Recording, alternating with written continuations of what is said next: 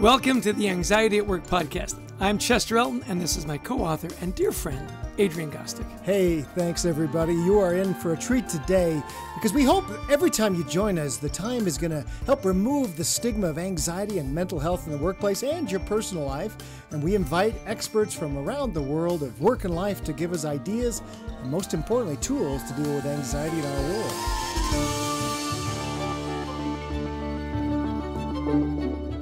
And you're right, it is going to be a treat today. This is our good friend and our guest for the day. His name is Chris Schembra, best-selling author of the book Gratitude and Pasta, the founder and chief question asker at the 747 Gratitude Experience. Chris is also USA Today's gratitude guru, a founding member of Rolling Stone's Culture Council, and was recently honored with Chris Evans, Howie Mandel, and Michael Phelps as 6 successful men smashing the mental health stigma. Welcome to the show, Chris. We're delighted to do this again because, as you know, in the first recording, the sound just was not good enough to showcase the great Chris Schembra. Welcome to the show. Thanks for having me, guys. And you know what? I give gratitude to that technical difficulty.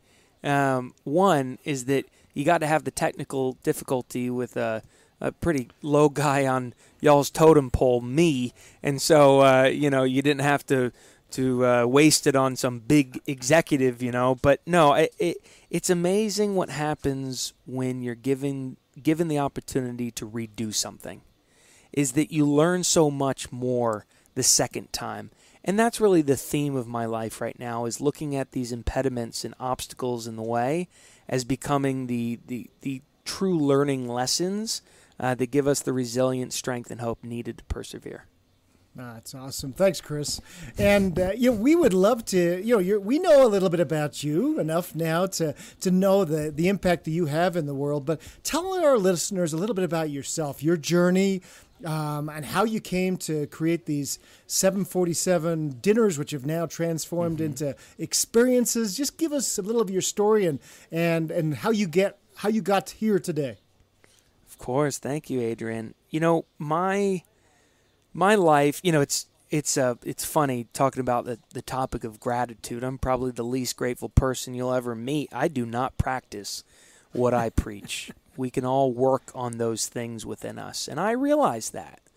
And that acknowledgement is what I'm grateful for. That ability to have the agency of thought, and I realized that agency in about July of 2015.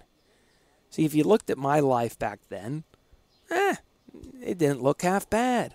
I was running a company in a different industry. I was having a pretty good time of it. I was traveling around the world producing Broadway plays, and life looked really good on paper. We had some awards, we had friends, we had all these things that one would see upon the well-to-do. But, it was just coming back from Italy during that time, after I was producing a Broadway play over there, when I realized this ain't it. Just because life looks good on paper doesn't mean it feels good in the heart. I had stress, anxiety, a sense of overwhelm, disconnection, being unfulfilled with what I was doing. Italy woke me up. The art, the culture, the language, the love. It was intoxicating. It was life-changing. And when I got back to New York, I realized I got to do something about this. So I really thought, what was it about Rome that changed my life? Well, it was food, specifically pasta.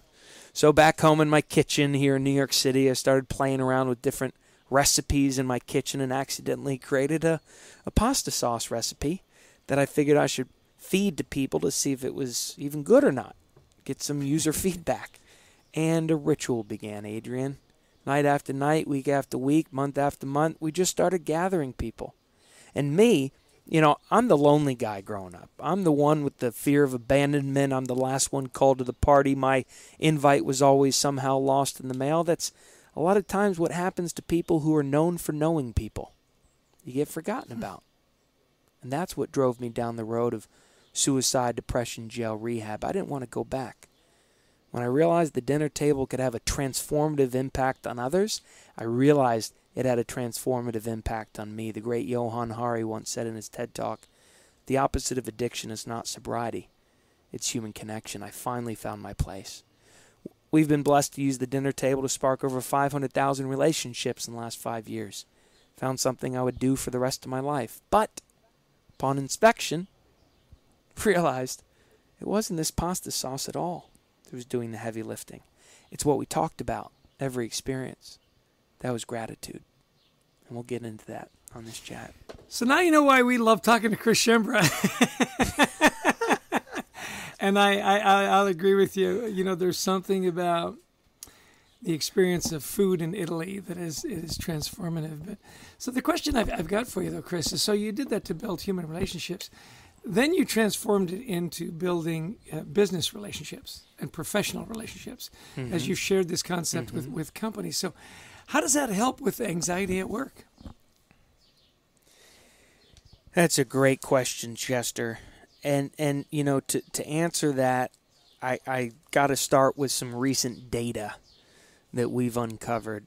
You know, we were privileged to do all these things in person, and then unfortunately the pandemic occurred. What was fortunate for us is that we were able to pivot online and start producing virtual gratitude experiences. We've produced hundreds since the start of the pandemic, serving the biggest companies on the planet. And what we would do is we, at the start of our experiences, these are 90-minute virtual kind of micro-interventions, positive psychology micro-interventions. And at the start, we would take a moral barometer on how people were actually doing. Quite literally, at minute 6, we would say, y'all, welcome.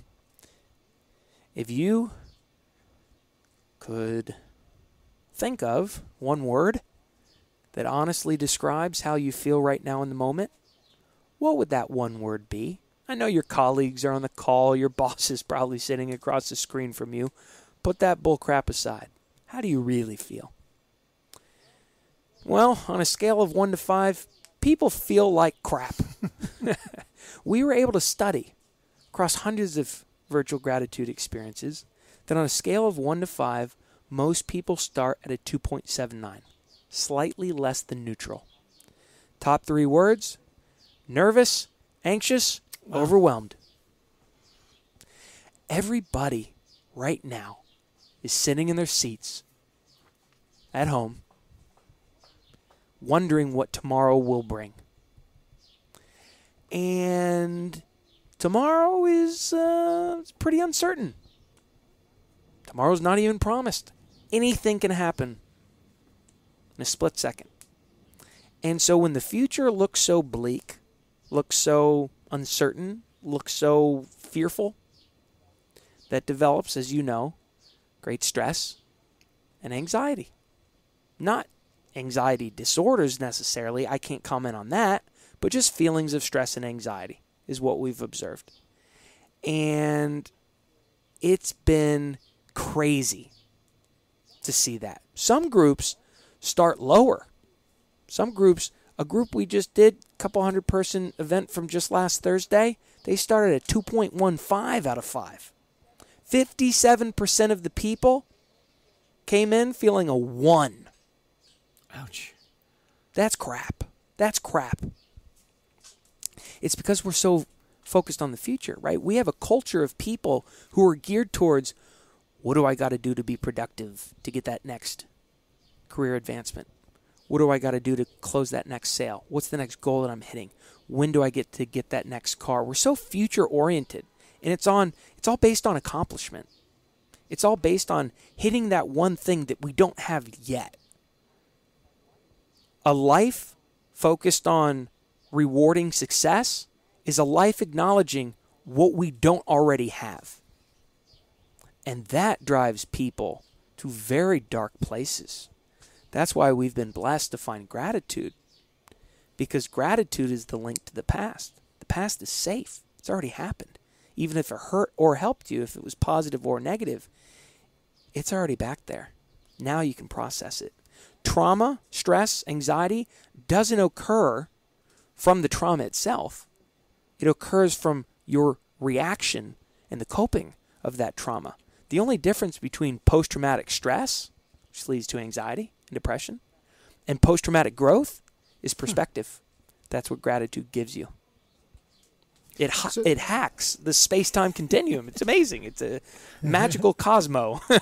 So, Chris, tell us how you use gratitude within these experiences, because we've been a part of that, and it's really cool. So kind of walk people through it, and then what we can learn in our lives about this. And how can they sign up and be a part of one of your amazing meals? Don't forget that. Yes. Yeah.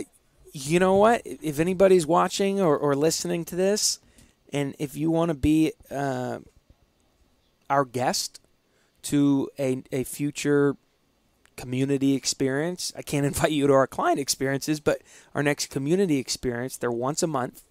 If you feel lonely, tired, hungry, reach out. We'd love to have you. But to answer your question, Adrian, at our very first dinner, we asked a simple question. If you could give credit or thanks to one person in your life that you don't give enough credit or thanks to, that you've never thought to thank, who would that be? Now, if you're watching this, I want you to pause for a sec and think about that question. What does your body do when I ask you that question? Do you take a deep breath? Do you let out a sigh of relief? Do you move your shoulders around? Who have I never thought to thank? Well, I don't know. That could go one of two ways, right? You could either think of people who helped you along the way or hurt you along the way. So what happens at these experiences is we ask this question, whether it's in a group of 18 or a group of 45,000, whether it's in person or virtual. We use gratitude in a pro-social way. See, most people use gratitude wrong. That's why we have a broken society. We have anxiety and stress in the workplace because gratitude's been abused. They either think it's something you do once a year at Thanksgiving, or maybe twice a year if you celebrate Christmas and you write a thank you card to that aunt, but that's an extrinsically motivated thank you card that your mom is forcing you to do. You don't want to do that. Or 3, they write in a gratitude journal. Now, what's the problem with the gratitude journal? It gets hidden away in a drawer that nobody ever gets to see.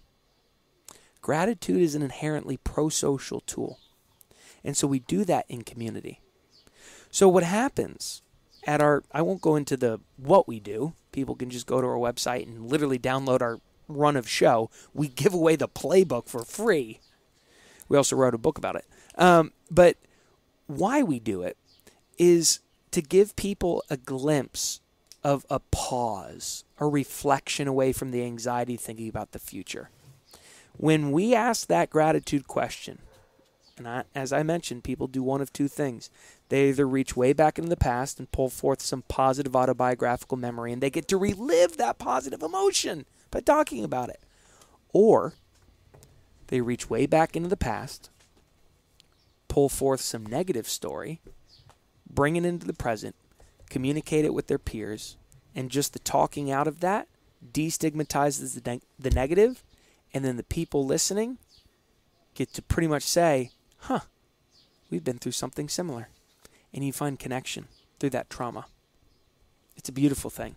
It's a beautiful thing. Someone might talk about, actually, Adrian, question for you. This is going to be good. Yeah. Uh-oh, I'm kind of nervous. You should be. I'm at a 1. Chris has done this to me, so brace yourself. Go ahead, Chris. If you could give credit or thanks to one person in your life that you don't give enough credit or thanks to, that you've never thought to thank, who would that be? Well, I don't know that I've never, but it's very rare, is my old dad, who's 91, who's in the hospital right now, had a heart attack last week. It's the emotions are very raw, but we're English, so my good old dad, you try and tell him and he goes, stop it. We don't do that mushy stuff, and so, but he is somebody that I, as I think about my hero and somebody I've learned the most from, it's my dad. Your father wouldn't acknowledge when you would tell him the mushy stuff. But what actions would you do in your childhood to show the mushy stuff? That's a tough one, yeah, because being English, you don't show as much. But I'd follow the rules to show. There were things like being seen and not heard was part of it. But also just learning, I think, from him. Learning and soaking in the examples that and the things that he would do. He was very loyal, very he could de-escalate situations, kept humor, and was very analytical. And so I soaked all that in. When he taught you to be seen, not heard, reminds me of a line from a play I produced about Fiorello LaGuardia, where he's holding up a picture of his two kids, Eric and Jean, and he looks down and he says, "Now, kids, don't worry about people knowing you. Make yourself worth knowing." My question to you, Adrian, how do you help others be seen and not heard in your work today? Well, I think one of the things that we do is when I go into an organization, Chester's very good at making connections at the top. And, the CEO, the head of HR, they love Chester. What I think I do, quite well, is I go in and I meet the people in the middle, the manager, the guy who's got 12 people in the warehouse, and I learn his story or her story. And I think I'm quite good at that, at getting those stories that we then, spread around the world to help others. It sounds like a good working class, blue collar, English type of mentality that you've been able to do with hundreds of thousands, millions of people. What's your dad's name? Gordon. Gordon. Corden or Gordon? Gordon. Yeah, Gordon. Gordon. Yeah. Well, cheers to him. I look forward to his legacy impacting and being more a part of your stories to these middle managers going forward, because they all have fathers and maybe their learning style was similar to his. Love that, Chris. Thanks. So that was a free therapy session right there, Adrian. No charge. Yeah, top that, Chess. Yeah, you top that. Everything I'm going to say from here on out is going to be fairly trite. But it's you know what, Adrian. Yeah. It's the idea. So gratitude doesn't have to be this grand, courageous gesture. Just the acknowledgement of small things like that are enough. And most people overestimate how hard gratitude will be to give and underestimate its effect on the recipient. So most people think of gratitude as something awkward or weak, something that they shouldn't do. It's not worth their time. But even something as simple as 2 minutes like you just spent could be life-changing for others. Science calls it witnessing theory. We call it observational gratitude. I'll give you an example. In the Tamil culture of South India and Pakistan and that kind of region of the world, there is actually no word for gratitude in their language. There is just the honorific titles, the bowing of the head, the kissing of the feet, the bestowing of gifts, etc. Actually, there's no word for gratitude, but there's a word for if you don't have gratitude. It's called a Nandri Ketanai, a gratitude-lacking dog. Now, where observational gratitude comes into effect in witnessing theory is my friend Diana Lane Miller. She is not a native Tamil. She's half American, half Tamil. But when she goes back to Tamil weddings, the appropriate thing to do is to kiss the feet of her grandmother. Now, what happens is that the people of the wedding, her extended family, watching this non-native Tamil practicing a Tamil ritual of gratitude and thanks, makes them all cry. They're not the one doing the gratitude. They're just watching it. So the idea that gratitude doesn't have to be life-changing for you, Adrian, or Chester, for me to ask this question, but someone, just one person, watching this, might have everything transformed. In the world of positive psychology, there's only two things that have a lasting impact after a positive psychology microintervention: mindfulness and gratitude. And even just witnessing is enough. Wow. So, Chris, you've made the transformation from in-person to digital really well. and attending your digital or virtual dinner, however you want to describe it, really was transformational. I was a little disappointed that not everybody was eating pasta. That was just a little aside. Talk to us about how these kinds of events help remote people feel connected, to create that, create that openness and that can help teams foster that unity that everybody's searching for, that now that we're all just on a screen. Does that make sense? Totally. When the world shut down on Friday, March 13th, at least that's when America kind of went into lockdown, at least New York, at the time, we kind of said, uh-oh, now what are we going to do? God, I'm in love with bringing people together. We should just keep doing these. Even they started in the pandemic for free for our community. They were every night of the week for free for our community. 50 to 100 people were showing up every night just to cry. And this collective trauma was actually a great opportunity to bring people together. Sebastian Junger wrote a book called Tribe. And in it, he found that community of sufferers, brotherhoods of pain, is where creativity grows and flourishes. Technically, he told the tale of London in 1940 during the 57-day air raid, the Blitzkrieg from the German bombers. They predicted bomb neuroses would wipe out the city. It didn't. Suicide and depression rates went down because people connected through shared trauma. I did my first TED Talk about that. How hurricanes are Mother Nature's natural form of empathy. They destroy communities but then bring people together in the process. So we knew that was the common denominator. For the first time in a long time, we had shared collective trauma. Well, that's an opportunity for connection.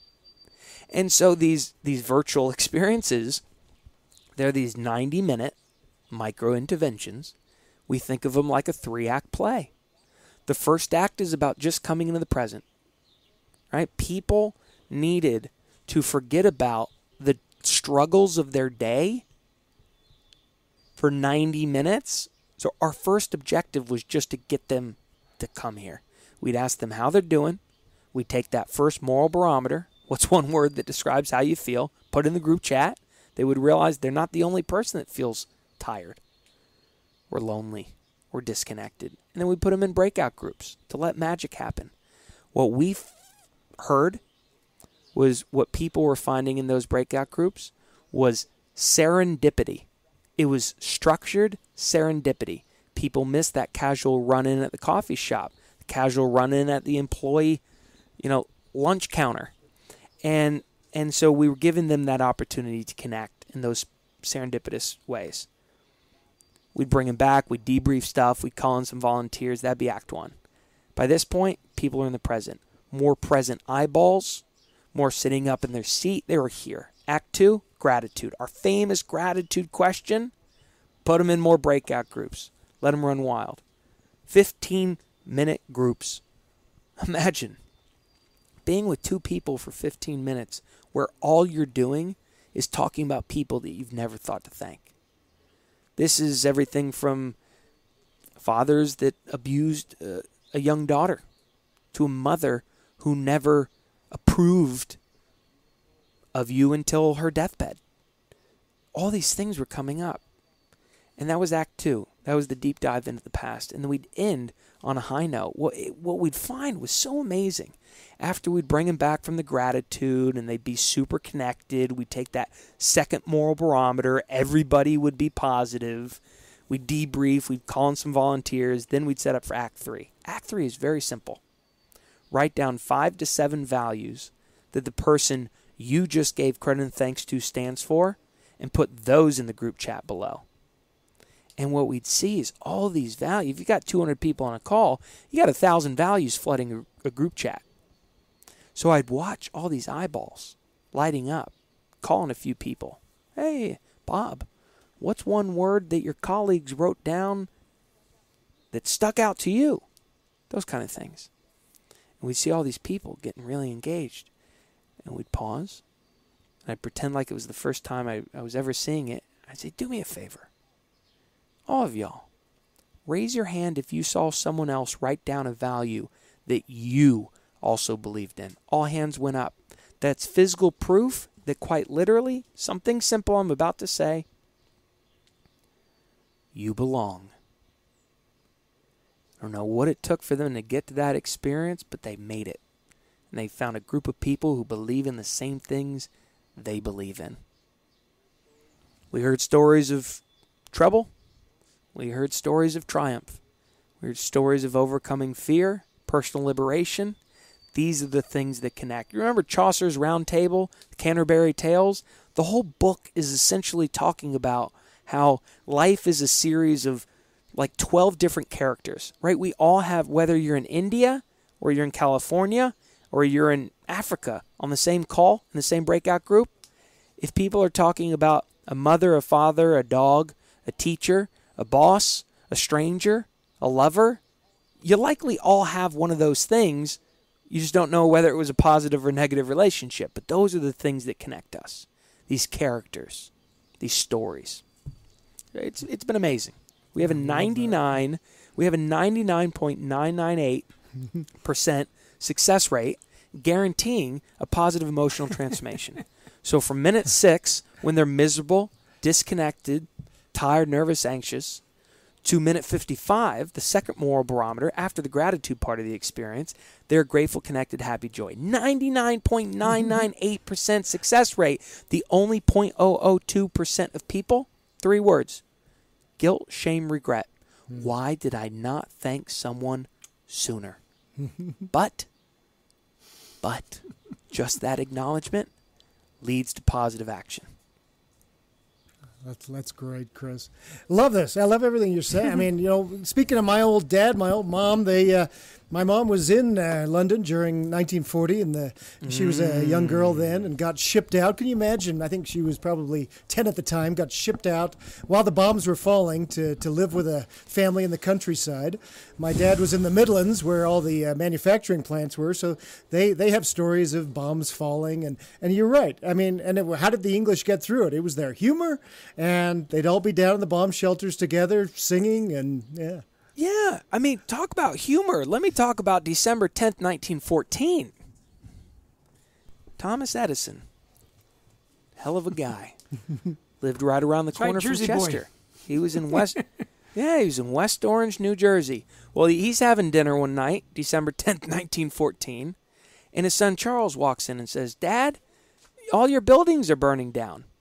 He says, "All right, I'll come over." And he gets there, and like 6 to 8 different fire departments are there trying to put out this unstoppable blaze.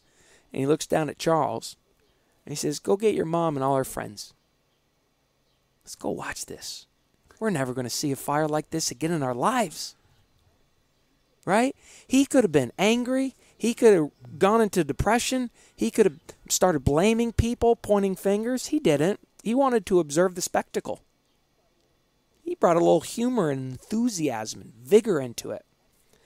Estimates show that he lost about $990,000 that night, which is like $23 million today. But the next day, he started up again. I mean, he lost over half of his buildings. These are all his inventions and papers and all that kind of stuff. The next day, they started up again. That year, they made $10 million. He was only making $1 million a year up to that point. Then he started making $10 million a year up to that point. It's the greatest thing that ever happened to him. And it came through humor, right? We live in a society that rewards success. We need to reframe rewarding failure or setback. Get this, babies. Babies, when they're born, they laugh like 4,000 times a day. They just are always laughing. And they're always failing. Think about it. How many times did a baby try to talk, walk, crawl, touch things, right? There are a series of failures. And somewhere along the way, in stage 2 of Erik Erikson's 1958 psychosocial development stages, somewhere between the ages of 3 and 5, we're taught that failure is not good. Somewhere. So if we could just reframe and reward, Sarah Blakely, founder of Spanx, every day she would come home from school, her dad would ask her, "How many times did you fail today and what did you learn?" Marcus Aurelius, this old guy from Rome 2,000 years ago, the old emperor of Yeah, he was a Rome. Roman emperor. He was the philosopher emperor. Yeah. He was a great, great, great dude who was going through a lot of the same things we're going through in our world today. The Antonine Plague, political opposition, usurpers, running out of cash, high taxes, fleeing people, same stuff. He sat down and wrote some stuff in a book that would be called Meditations, Letters in Stoic Philosophy, or Words in Stoic Philosophy. And he says the impediment to action becomes the action. Ryan Holiday says the obstacle is the way. We learn more from those setbacks than we ever could from our successes. So you want to talk about anxiety at work? We encourage cultures to develop cultures that reward setback. Cultures that don't dismiss employees who speak up, have an innovative thought, go out and do something about it, but maybe they fail at it. It's all right. You didn't get killed today. The company didn't fall apart today. It was just one small step back on a team that you can make up for. But you learn more along the way. You learn what I call the South Star principle. You learn what not to do, not what to do. I remember at our first paid client dinner 5 years ago, some guy came to the dinner and he said, "Chris, you like to have lunch with the devil to learn, don't you?" I said, "Yes. I learn more about what I don't want than by thinking about what I do want." In our gratitude question, a lot of people give credit and thanks to their old bad bosses. They hated these bad bosses. They couldn't wait to quit from these bad bosses. But they can give gratitude because they learned about what ways they don't want to lead. And that is valuable. That's gratitude. I don't think I asked a question, so I think it's my I was turn. going to Jeff. say, I get so enthralled listening to Chris. I go, I think so Chris where just- are we in the show? I have no clue. Yeah, I know. I think I just made a comment and then Chris went off. So it's so awesome. Sorry about that. I love it. I love it. That's awesome. Okay, so I love this idea about let's with managers, and we talk about this so often, and it's amazing how few managers get this about the idea of learning from failure and making it okay and making it safe. So give me something else. I mean, you're such a font of wisdom. Give me something else a team leader can do right now to start making some positive changes in their team. Stop calling people special. Really? You got that star employee, and you got some people that want to become that star employee. Stop calling either of them special. It's what's gotten us to a broken society today. We used to be massively social creatures, gathering in tribes, going around the world chasing woolly mammoths. If you didn't get along, you died. But now everybody's fighting against each other, even within cultures. They're fighting for that next promotion against who? The person they're supposed to collaborate with every day. What is that teaching? Now here we have a nation of broken people. 51% of the American workforce reports being lonely on a consistent basis. That's equivalent to a reduction of lifespan of smoking 15 cigarettes a day, 7 years off your life. What's going wrong? One of my thing is, we got a nation of soft people. We got a nation of people who, like me, grew up in a bubble with a scarcity mindset, who was always called special, who got the A for effort award. And that is a sense of entitlement. Two ways. Either you call me special and I just walk around the world thinking I'm better than you and everybody else is just a curmudgeon. Or you call me special because I've been through some kind of victimized situation and I deserve more pity and praise than the other people around me. Both of those are forms of entitlement. And the quicker that we can get people to stop thinking about teams that way and to put people more on the same playing field, the better off we'll be. Gratitude lessens the effects of hierarchy.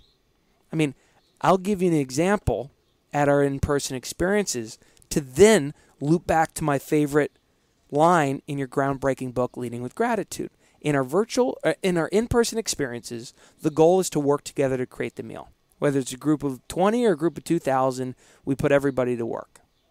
What this does is it levels the playing field. You'll have a CEO making peanut butter with an intern. When you have a shared experience and everybody's on the same playing field and you're invested with sweat equity, you are there to serve. That develops humility, which, as you say in your book, having humility doesn't mean thinking less of yourself. It means thinking about yourself less. That develops a posture of otherness, servant leadership, all this great stuff, right? So, in your book, you say, I can quote your book all day. We love that, by the way. In your book, you call peer-to-peer gratitude the greatest tool for employee retention known to mankind, right? Gratitude amongst peers, colleagues. This isn't gratitude amongst peers, but don't give gratitude to the leadership team. No, it's like give gratitude to the leadership team and to the interns as if you're all on one level playing field, right? Flip the idea that a company has to be a hierarchy and then a group of customers. Put it all together like that and make it all be symbiotic. I'm not talking about some woo-woo, airy-fairy, fartsy, kind of leaderless, not that leaderless organizations are bad. There's plenty of great leaderless organizations like the Apache Indians, Alcoholics Anonymous, eMule, the stream sharing site, a lot of things. But this is like leveling of the playing field. There's a lot of, sorry. Did you ask a question? Was there a question in there somewhere, Adrian? I don't remember. No, I'm just kidding. No, that actually has been really helpful. I mean, the idea, and I love this idea, Chris, of, we basically pit, and managers do this. We pit people against each other by singling people out as, like you say, the special, and instead of, helping raise the entire team. It's a skill that so few managers have. Yeah.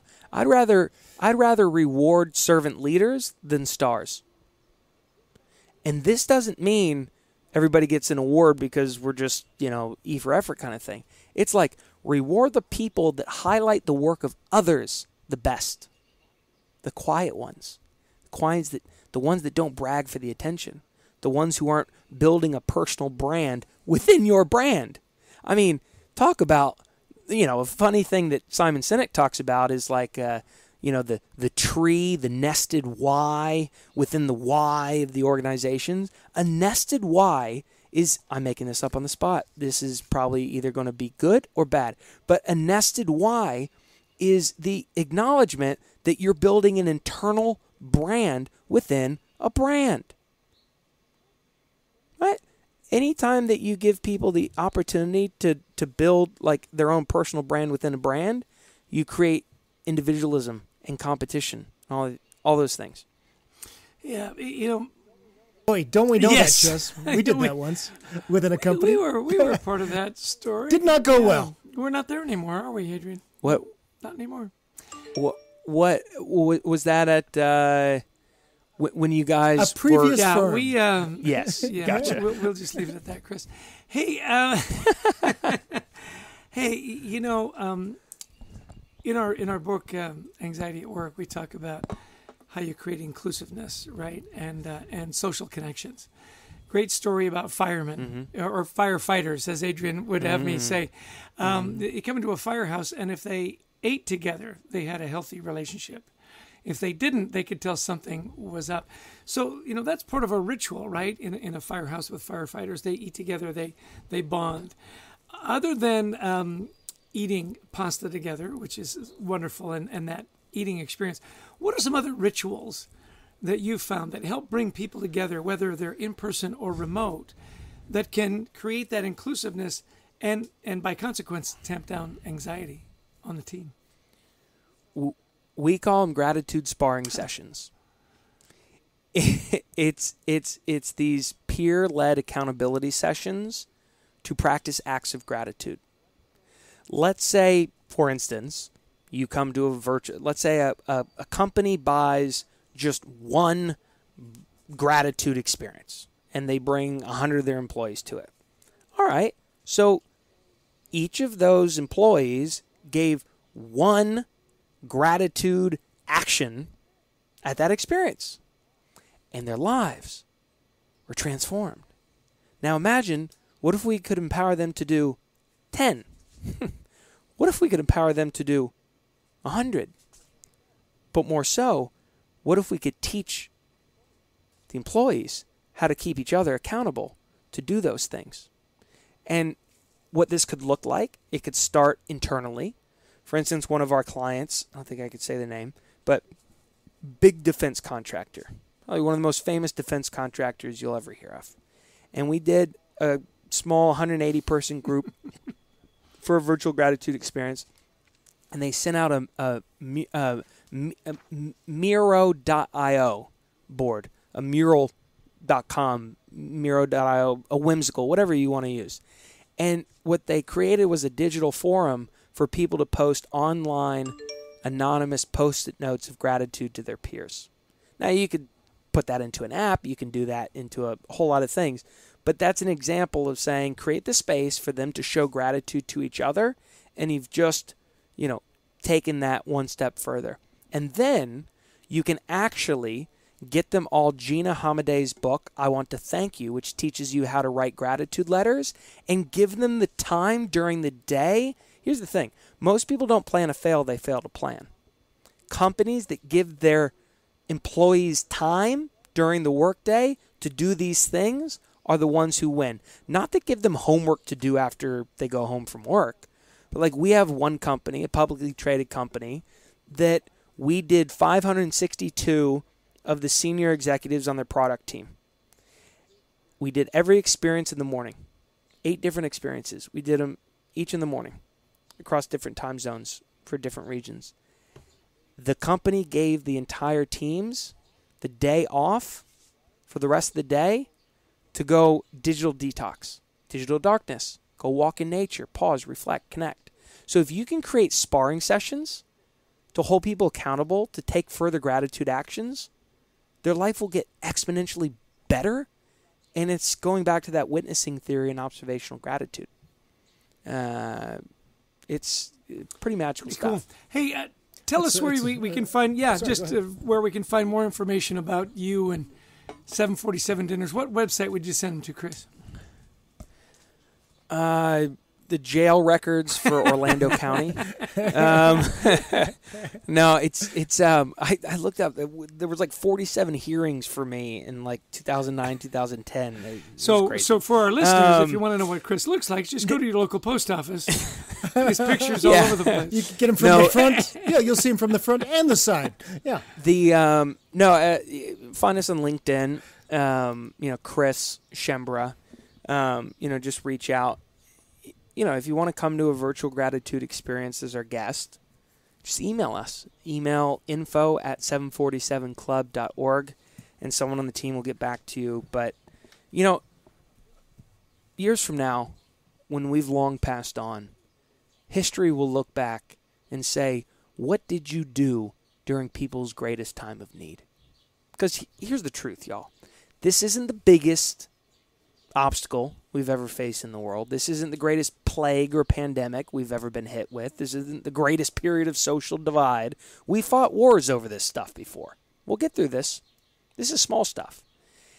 But history will look back and tell the stories of the people that were there for others in their darkest hour. And so with this book that y'all are writing, you're literally giving people the playbook to affect institutional change from within. It helps people live longer, happier, more successful lives. It's giving them back that peace of mind, that agency of choice, that perspective between stress and growth. And so, look, if you like that and you like what that's all about, we'd love to serve Excellent. you. I love it, Chris. I wish Chris could grasp some of the details. He's so vague. There were 562 people. It was April 12th. It was raining. It's like having Rain Man on the show.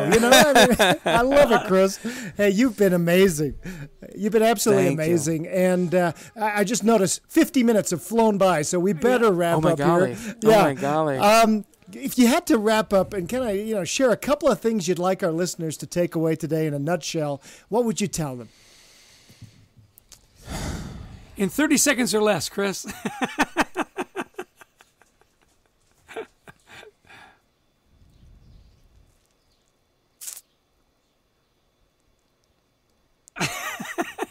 The pregnant pause. Focus equals growth. I have learned more. Gary Keller taught me this from Keller Williams. I've learned more from doing one thing and diving deep into a masterclass on one small thing like pasta sauce and gratitude than I have from going wide and spreading myself too thin. The masterclass on humanity that I've gotten as a kid with no college degree, a criminal record, suicide, jail, rehab on the resume, moving to New York City, sleeping on my buddy's couch. I got my master's degree in humanity from focusing on something. And if you keep doing that, and I don't say quit your 9 to 5 to pursue a life of passion. That is not macroeconomically sustainable. That's a whole other conversation. But just focus on one thing, and maybe you'll wake up one day and be the best in the world at what you do, and that will be enough. Awesome. That's it. Chris, always a pleasure to talk with you. For those of you that are listening, I'm holding up his book, Gratitude and Pasta by Chris Schember, The Secret Sauce for Human Connection. He is awesome. He is our dear friend. We love spending time with you. Thanks so much for being on the show, Chris. So now you know why we love Chris Schember, right, Adrian? I mean, just such a deep thinker. My gosh, every answer was a book, you know. And I'll tell you, some of the things that I took away was this whole idea of the power of his gratitude meals, where people would come in at about a 1. You know, and the average was 2.7 out of 5. How do they feel positive? And then, you know, they 99.999087173 or something at the end. Yeah. How important that was for people that were feeling anxious and displaced, how they, through these gratitude dinners, just really came back to a sense of calm and goodness. And why? He said, because we're so focused on the future. Yeah. My next meeting, my next sale, my next promotion. And he says, we begin in the present, bringing you to the present. So again, it was leaders listening to this, trying to think about, okay, how do I reduce the anxiety of my team members? Bring people to the present, right? Yeah, yeah. And how this collective trauma really was benefit, you know, whether it was the bombs dropping or the pandemic, that... you know, the thing he said, hurricanes are nature's way of bringing people together, or however he said that, but the whole idea that it destroys buildings, but it brings people together. The pandemic has destroyed a lot of our social norms. It's even destroyed a lot of, you know, jobs and whatnot. And yet at the same time, it's brought a lot of people together.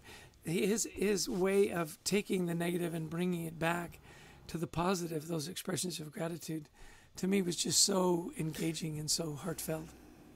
Right. I mean, right now, Edison's buildings are burning, right? Our old world is not the same. And so you can either look at it like, hey, tell your mom to come on out here. She hasn't seen a building burn. Or you can think, well, it's doom and gloom. And of course, there is doom and gloom. But are we looking at a way of reframing this? So he talked a lot about that failure is something we need to expect. We're a society, instead of being a society that rewards success, we're a society that rewards failure and learning. I love that. Yeah, I love the analogy he gave about babies, that they cry, that they laugh thousands of times a day, and yet they're failing at everything. And then as we get older, we laugh less and less. There's a lot to be learned from babies. And it is true that, you know, the great educator is not the success, it's the failure. It's what did you learn? What are you going to carry forward? And by the way, that story of Edison is legendary in New Jersey. Take a look at that. You'll never see a fire like this again as long as you live. You know, how he enjoyed the moment while he was losing, you know, $1 million. Well, you know, you and I have known Chris for a while now, and he's impossible to not love. I mean, he is just such an engaging, lovable character. And one of the reasons is because he's gone through so much trauma in his life and has emerged this softened and wonderful and engaging and grateful person. There's a lesson to be learned just from talking and being in his circle of influence, isn't there? There really is. And he is what he preaches, that we should be looking for and rewarding leaders who aren't worried as much about building their own brand as much as they are building others. And those are the kind of leaders, you know, the question we get asked so much now is, how do we lead out of this? Well, you lead out of this by putting yourself behind your team instead of, worrying about yourself right now. Yeah, I couldn't agree more. There's a lot to learn from Chris Schember, and I hope people will engage with his monthly dinners and his books. Well, special thanks to our producer Brent Klein, who makes us sound like we're smarter than we are and make sure the quality is world class. To Christy Lawrence, who helps us find all these amazing guests, and especially to all of you who have listened in. Thank you so much for giving us your time. We'd love you to pick up a copy of our new book, Anxiety at Work, available from Harper Business. And check us out on LinkedIn or wherever you like to follow folks. We also have a great community at wethrivetogether.global, where we'd love to hear from you. And we're trying to create a nice, safe place there to talk about anxiety and mental health at work. So until next time, take care and be well.